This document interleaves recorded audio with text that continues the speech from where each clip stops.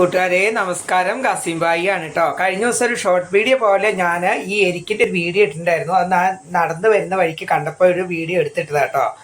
അപ്പം ഞാൻ കുറേ കൂട്ടുകാർ വീണ്ടും അതിൻ്റെ സംശയങ്ങൾ പലതും ചോദിക്കുന്നുണ്ട്. എല്ലാ കാര്യമൊന്നും എനിക്കൊന്നും അറിയില്ല കേട്ടോ. അപ്പം ഇന്നിപ്പോൾ ഞാൻ ഇങ്ങനെ വരുമ്പോൾ ഇങ്ങനെ വഴി സൈഡിൽ ഇതുപോലെ തന്നെ നിറയെ ഫ്ലവറായിട്ട് നമ്മളെ എരിക്കും പൂ നിൽപ്പുണ്ടായിരുന്നു കേട്ടോ. എന്തായാലും എൻ്റെ കാലിൽ കുറച്ച് കുഴിനകത്തിൻ്റെ ഒരു വേദനയുണ്ട്. അവിടത്തേക്ക് കുറച്ച് നമുക്ക് കാലിൽ ഒഴിക്കണം. അപ്പോൾ ഇതിൻ്റെ ഒരു ഇല എടുത്തു. അതിനകത്ത് നിന്ന് കുറച്ചൊരു വെള്ള നിറത്തിലെ കറ വരുന്ന കേട്ടോ. ഈ കറ നമ്മൾ ഈ കുഴിനകമുള്ള ഭാഗത്തോട്ട് ഒഴിച്ച് കഴിഞ്ഞാൽ പെട്ടെന്ന് വേദനയ്ക്ക് ശമനം കിട്ടും. ഇതൊന്നും പ്രാവശ്യം ഞാൻ ചെയ്തു നോക്കി, എനിക്ക് നല്ല മാറ്റം ഉണ്ടായിട്ടുമുണ്ട് കേട്ടോ.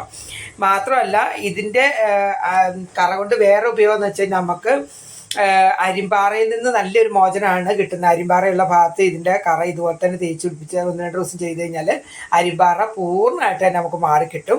അത് നമുക്ക് ശരീരവേദന ഉണ്ടെങ്കിൽ അതുപോലെ തന്നെ ശരീരവേദനയ്ക്ക് നമുക്ക് വെള്ളം തിളപ്പിച്ചിട്ട് അത് നമ്മുടെ ശരീരത്തിൽ വേദനയുള്ള ഭാഗത്ത് ആവിയായിട്ട് പിടിച്ചാലും വേദനയ്ക്ക് നല്ലൊരു മാറ്റം കിട്ടുന്നുണ്ട് കേട്ടോ.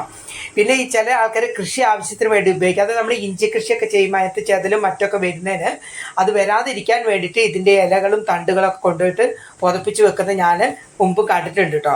അതുപോലെ തന്നെ പൂജാവശ്യത്തിനും മറ്റും എടുക്കാൻ ഇതിൻ്റെ ഫ്ലവർ ഉപയോഗിക്കാറുണ്ട്. 2 രീതിയിലുള്ളത് ഇതും കാണാറുണ്ട്. നമ്മൾ സാധാരണ റോഡ് സൈഡിൽ ഇതുപോലെ തന്നെ വൈലറ്റ് നിറത്തിലുള്ള ഇതാ കാണാറ്. പക്ഷേ ഇതിന് വെള്ള പൂവുള്ള നിറത്തിലുള്ളതും വരാറുണ്ട് കേട്ടോ. വെള്ള പൂവുള്ള വരുന്നതിനാണ് കൂടുതൽ ഔഷധ ഗുണങ്ങളുള്ളത്.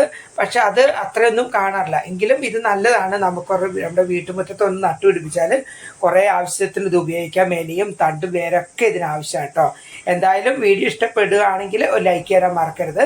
ചാനൽ സബ്സ്ക്രൈബ് ചെയ്യാത്ത കൂട്ടുകാരെ ഒന്ന് സബ്സ്ക്രൈബ് ചെയ്യണേ. ഇതുപോലത്തെ ഈ ടിപ്സും ഒക്കെ ആയിട്ട് വീണ്ടും